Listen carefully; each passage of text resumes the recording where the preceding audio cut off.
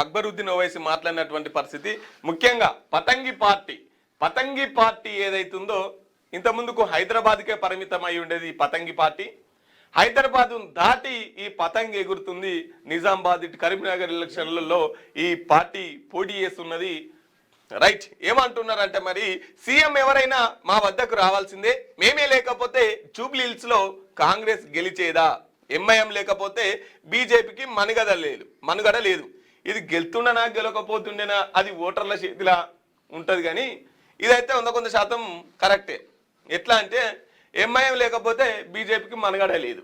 మరి ఎవరిని తిట్టాలి, వాళ్ళు ఎవరిని చూపెట్టాలి శత్రువుగా? ఈడొక పార్టీ ఉంది కాబట్టి వాళ్ళ శత్రువుగా చూపెడతారు. ఏ ఎలక్షన్లో సర్పంచ్ ఎలక్షన్లు ఆడ బీజేపీ పార్టీ వాళ్ళు ఓవైసీ పేరు తిడతారు, తిడతారు, ధర్మం పేరు చెప్తారు, తిడతారు. ఈ ధర్మానికి ఇక శత్రువు ఎవరంటే ఈ పార్టీగా చూపిస్తారు. కాబట్టి ఇదైతే 100% కరెక్టే. ఎంఐఎం లేకపోతే బీజేపీకి మనుగడే లేదు. ఇక మేము లేకపోతే జూబ్లీహిల్స్ కాంగ్రెస్ గెలిచేదా అని చెప్పేసి కరీంనగర్లో ఓవైసీ మాట్లాడింది కదా. ఇక దానికి కౌంటర్గా ఎవరి దయా దాక్షిణ్యాల పైన కాంగ్రెస్ ఆధారపడదు అని చెప్పేసి సిఆర్ బాబు కౌంటర్ ఇచ్చేయండు.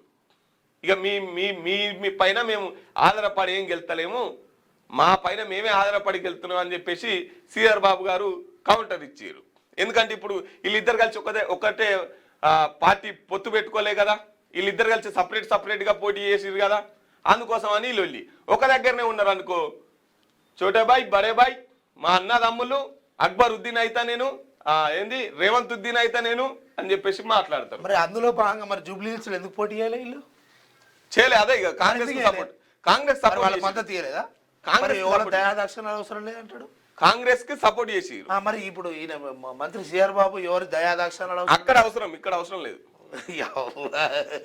అక్కడ దయాదాక్షిణ్యాలు అవసరం, ఇక్కడ దయాదాక్షిణ్యాలు అవసరం.